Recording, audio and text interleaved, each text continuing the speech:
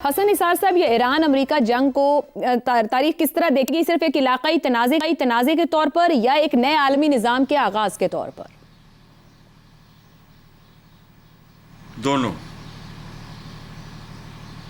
और आपने कहा है, मैंने भी कहीं पढ़ा है, स्पेनिश प्राइम मिनिस्टर का जो मशवरा है, तो चीन को किसी मशवरे की ज़रूरत नहीं है। चाइनीज़ विजडम के पैरेलल कोई चीज़ कम ही नज़र आती है पुराने ग्रीक्स के अलावा। सो चाइना जब जो ज़रूरी समझेगा कर गुजरेगा, पहली बात। और दूसरे, मुझे यकीन है कि अनदर 2.5 ट्रम्प्स अमेरिका की सुपर पावर भी इससे पहले की सुपर पावर्स की तरह किस्सा पारीना बन जाएगी। और यही तारीख़ आलम का सबसे बड़ा सबक है। ये मिथ है जिसमें दरारें पड़नी शुरू हो गई हैं और इमेज ही होता है, परसेप्शन ही होती है, कोई सुपर पावर शार नहीं है। अब कहानी ख़त्म है। चलें। आपने चाइनीज़ विजडम की बात की है, क्या हम अभी कह सकते हैं कि चीन की जो खामोश हिमायत है वो ईरान की एक नई सिफारती ताकत भी है?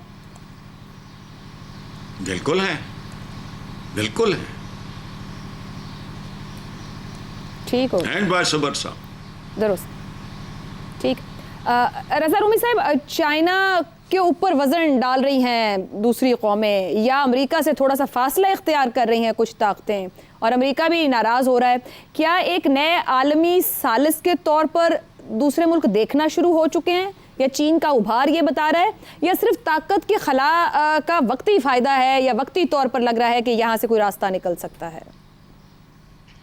नहीं, देखिए, वाकया यूं है कि इसमें तो कोई अब शक की गुंजाइश नहीं है कि अमेरिकी जो एक सोल सुपर पावर का तस्वुर था कम्युनिज्म के खात्मे के बाद 1990 की दिहाई और उसके आगे, यही कहा जा रहा था कि ये दुनिया यूनिपोलर दुनिया बन चुकी है। वो तस्वुर भी अब पाश पाश हो गया है। उसकी वजह यह है कि न सिर्फ चीन बल्कि दीगर और बहुत से ममालिक ऐसे हैं जो कि रीजनल सतह के ऊपर उभर कर एक रीजनल पावर्स बन रहे हैं। इसलिए दुनिया मल्टीपोलर सिस्टम की तरफ बढ़ रही है, जिसके अभी रूल्स या उसका जो कंडीशंस हैं वो अभी तय होना बाकी है, क्योंकि एक नई दुनिया तामीर हो रही है, अगर उसको मुख्तसरन कहा जाए तो। उस पूरे इसीलिए चीन से ये तवक्को की जाती है, बहुत से ममालिक ये कहते हैं कि आप एक ज़्यादा प्रोएक्टिव रोल अदा करें, क्योंकि ये 20वीं सदी में जो कोल्ड वॉर का एक पूरा लेगेसी है कि उसमें दो बड़ी पावर्स होती हैं और उनके वो बैलेंस रखती हैं किसी न किसी तरीके से और चेक रखती है। इसी तरह जैसे कि आज अमरीकी पावर के ऊपर कोई ख़ास चेक नहीं है, क्योंकि उन्होंने जाके ईरान पे हमला कर दिया और कोई ना अक़वाम मुत्तहिदा रोक सका, ना कोई और मुल्क उसको अपोज कर सका। और अभी मामला इस यूं है कि पूरी दुनिया उससे मुतासिर हो रही है। तो गालिबन ये उनका इशारा था स्पेनिश पीएम का। खुद पाकिस्तान में भी हमारी बहुत ज्यादा ये एक्साइटमेंट होती है, मगर देखिए, हमें ये जरूरत है इस समझने की कि चीन जो है वो कोल्ड वॉर की रेपिटेशन नहीं चाहता और वो 20वीं सदी का जो एक्सपीरियंस है उसको दोहराना नहीं चाहता, क्योंकि उसकी एक अलग सोच है मुस्तकबिल के हवाले से। सबसे पहले तो चीन का जो फोकस है वो अपनी मईशत के ऊपर है कि किस तरह से चीन की मईशत जो है उसको मजीद मजबूत करके दुनिया की नंबर 1 मईशत बनाकर, और फिर उनके यहाँ पावर का कॉन्सेप्ट ही फर्क है और उसको प्रोजेक्ट किस तरह का करना है। इसी वजह से आप देखिए कि कोई ऐसे पिछले 40 सालों में देख लीजिए कि किसी एक तनाज़े के अंदर चीन इन्वॉल्व हुआ है। हिंदुस्तान के साथ थोड़ी बहुत उनकी हुई है झड़पें, लेकिन बहुत महदूद पैमाने पर। कोई जंग का आगाज नहीं किया चीन ने। दूसरा यह कि इस वक्त चीन अमेरिका को ये गलतियां करने दे रहा है, क्योंकि इससे बेहतर क्या होता है कि आपका गरीब गलती पे गलती किए जाए और उसका नुकसान उठाए तो आप ही को फायदा है।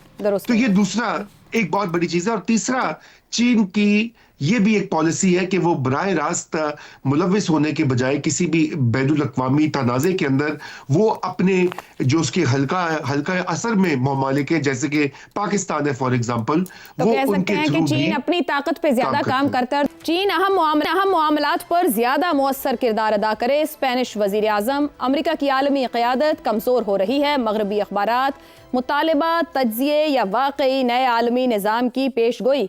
ज़ैगम साहब, ब्रेक से पहले आप ये कह रहे थे कि बड़ी ताकतें अमेरिका के साथ बैठें, इस मामले का हल तलाश करें, मगर ताकतें अमेरिका से भाग रही हैं, इधर उधर देख रही हैं, साथ देने को राजी नहीं हैं। क्या हो रहा है? देखिए आयशा, जब एक दौर ख़त्म हो रहा होता है और नया दौर अभी तक सामने नहीं आया होता, उसने जन्म नहीं लिया होता, तो बहुत मुश्किल दौर होता है। इंसानी ज़िंदगी के जो मुख्तलिफ मराहिल होते हैं वो भी जब दो अदवार के दरमियान में होते हैं, तो एंथ्रोपोलॉजी में उसको कहते हैं लिमिनैलिटी, और वो भी एक बहुत डेंजरस दौर होता है, बिटवीन एंड बिटविक्स्ट। अब पुराने दौर की आपने बात की, देखिए पुराने दौर का जो निज़ाम था, जिसको रूल बेस्ड ऑर्डर कहते हैं, वो किस चीज़ पर खड़ा था? इदारों पर और कवानीन पर। इदारों का आज क्या हशर हो चुका है। यूनाइटेड नेशंस जो अमन आमा को गार्ड करने के लिए दूसरी जंग अजीम के बाद नई जंगों को रोकने के लिए बना था, और बहुत सी जंगें उसने रोकी, और उसके बहुत से इदारे जिन्होंने पोलियो ख़त्म की, तरक्की के लिए काम किया, रिसर्च के लिए काम किया, लेबर के उन्होंने कवानीन बनाए, क्या कुछ नहीं किया। मुकम्मल इर्रेलेवेंट कर दिया गया है by home, by United States of America, जिसका सबसे बड़ा रोल था बनाने में। नेटो अपना इदारा खुद मिलकर तहफ़्फ़ुज़ के लिए बनाया, फेंक दिया। वर्ल्ड बैंक कितना इग्नोर किया जा रहा है आप देखिए। वर्ल्ड बैंक जो मुख्तलिफ मुल्कों के दरमियान में मुआहदों का पासबान था, आज भारत ने सिंतास मुआहदा उठाकर फेंक दिया। वो कहता है मैं नहीं मानता। खुद अमेरिका। अब दूसरी बात, बैनुल अक़वामी कवानीन, कि कवानीन को पहले कम से कम लिप सर्विस तो की जाती थी ना, कहा तो जाता था, कम से कम कमज़ोरों से ही मनवाया जाता था कवानीन को। कवानीन को उठाकर फेंक दिया गया। अमेरिका बहादुर जंगें करने निकलता है तो वहां के बादशाह सलामत अपनी कांग्रेस से इजाजत नहीं लेते। यूनाइटेड नेशंस को तो छोड़े, यूनाइटेड नेशंस को तो उन्होंने इराक की जंग से ही पूछना छोड़ दिया। और अब याद आ रहा है कानून। कानून कहां याद आ रहा है?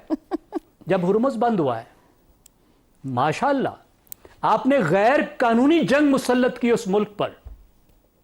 आप गैर कानूनी आज नाकाबंदी कर रहे हैं और उसको बता रहे हैं कि तुम कानून की खिलाफ वर्जी कर रहे हो। ठीक हो गया। सुभान अल्लाह। मतलब कैसे ये कानून के मुहाफिज हैं। देखिए अब गोइंग फॉरवर्ड यही तरीका है कि दुनिया जो दूसरी ग्रेट पावर्स है उनके साथ बैठकर इस अमेरिका को बैलेंस करे, ताकि नया निज़ाम वजूद में आ सके। ठीक हो गया। पुराने निज़ाम के जो एलिमेंट्स अहम हैं उनको आगे लेकर चलें और नए निज़ाम के नए एलिमेंट्स अब बनाएं। ठीक हो गया, दुरुस्त है। शहजाद चौधरी साहब, द गार्जियन और द इकोनॉमिस्ट जैसे बड़े इदारों की जानिब से इसे अमेरिका की स्ट्रेटेजिक शिकस्त करार देना क्या वाकई एक तारीखी मोड़ की निशानदही है? नहीं, बिल्कुल ऐसा नहीं है। मेरा ख्याल है कि अगर अमेरिका अपने कार्ड सही नहीं खेलेगा तो फिर वाकई स्ट्रेटेजिक शिकस्त दो चार हो जाएगा। और मुझे लगता यूं है कि वहां पर अपने जो कार्ड्स हैं वो सही खेले नहीं जा रहे। उसको इस साइड पे छोड़ते हैं। बात यह है कि जब भी आप किसी मुल्क की ताकत का अंदाजा रखते हैं दुनिया के निज़ाम के अंदर, तो उसको नेशनल पावर पोटेंशियल कहते हैं। तो किसी भी मुल्क का नेशनल पावर पोटेंशियल जो है वो 5 अज्जा पे होता है। उसकी डिटेल में जाने की जरूरत नहीं है। जो लोग देखना चाहते हैं उसको गूगल करके देख सकते हैं। उनके हिसाब से आज भी अमेरिका दुनिया की वाहिद बड़ी तस्लीम शुदा ताकत है। लेकिन वहाँ की जब लीडरशिप, जो कि उसका हिस्सा इनफॉर्मल हुआ करता है नेशनल पावर पोटेंशियल का, वो इस किस्म की हो जो कि अपने मामलात और अपने जो जजमेंट है वो इतना फॉल्टी जजमेंट लेके चल रही हो, तो इतना बड़ा मुल्क, इतनी बड़ी ताकत भी ज़ेर हो जाती है और ज़ायल हो जाती है। बहरहाल इसको छोड़ते हैं। ईरान की जंग सिर्फ ईरान की जंग नहीं थी। ईरान वाली जंग ये एक पेंडोरास बॉक्स था। इसने पूरा निज़ाम जो था उसको खोल के रख दिया और उसके चीथड़े उड़ा दिए। क्या क्या हुआ? पानियों का निज़ाम, और मैं इंटरनेशनल वाटर्स की बात कर रहा हूँ, उसके बाद ट्रेड जो कि उनके ऊपर चला करती थी, दोनों ही उसकी जद में आ गए। यानी पानियों का निज़ाम बिल्कुल खुल के कोई उसका कोई वाली वारिस ना रहा, ऐसा लगा जंगल का कानून है वहां पे। और उसके बाद फिर ये जो मामला ट्रेड का है, ट्रेड तो रुक गई हर तरफ से। अब आपकी तकलीफ हम पहले उसके हिस्से में बात कर चुके। इसराइल एक बड़ा ग्रेट इसराइल बनाना चाहता सही। है। खलीजी मुल्कों की जो सिक्योरिटी का निज़ाम है या उनकी सोच का मेरा वो किसी एक मुल्क के ताबे होना चाहिए। अभी ये ग्रेटर इसराइल और खलीजी ममालिक का जो मामला है, ये जाहिर है कि कितनी बड़ी एक लहर है जियोपॉलिटिकल थिंकिंग के अंदर, कि यहाँ पे भी किसी को बैठ के फैसला करना चाहिए कि मुल्कों की हदूद और सोचने की हदूद कहाँ तक मुमकिन है। वो जो कवानीन जो कंट्रोल करते थे आपकी सोच को, वो कहाँ पे वापस लागू होंगे। तीसरी चीज, ये जो आपने जौहरी हथियारों के ऊपर क्या, यानी ये एक ऐसी चीज थी जो कि आप, यही एक निजाम था जो कि अभी तक ठीक चल रहा था, आज वो ओपन हो गया मुकम्मल तौर पे। ईरान कहता है मेरा हक है जौहरी हथियार बनाना, आप मुझे कैसे रोक सकते हैं। तो एनपीटी की एक हैसियत क्या है, आईएईए का रोल क्या है, ये चीजें। तो जब आपने इन सब चीजों को ही इकट्ठा वापस लाना है, एक रूल बेस्ड ऑर्डर के अंदर लेके आना है, क्योंकि एक निजाम के तहत ही दुनिया चलेगी ना, तो जब उसको लेके आना है तो आपको सबको मिलके बैठना पड़ेगा। वहां पे ट्रंप हो या बाइडेन हो या अमेरिका हो, इन सब मुल्कों को बैठ के उस मुल्क के साथ और बाकी तमाम ममालिक को बैठ के, एशिया, अफ्रीका, खलीजी ममालिक, ये सब लोगों को मिलके, यूरोप के साथ मिलके ये निजाम बनाना पड़ेगा, इसको रीइंफोर्स करना पड़ेगा, बेहतरी लानी पड़ेगी और क्लैरिटी लानी पड़ेगी कि जो नहीं करेगा उसके साथ फिर किस किस्म का तरीकाकार तैयार किया जाए। दुरुस्त हो गया जी। दोबारा से एक रूल बेस्ड ऑर्डर की तलाश। ये ब्रेक लेते हैं, ब्रेक के बाद हसन निसार साहब और अजहर रूमी साहब से बात करेंगे।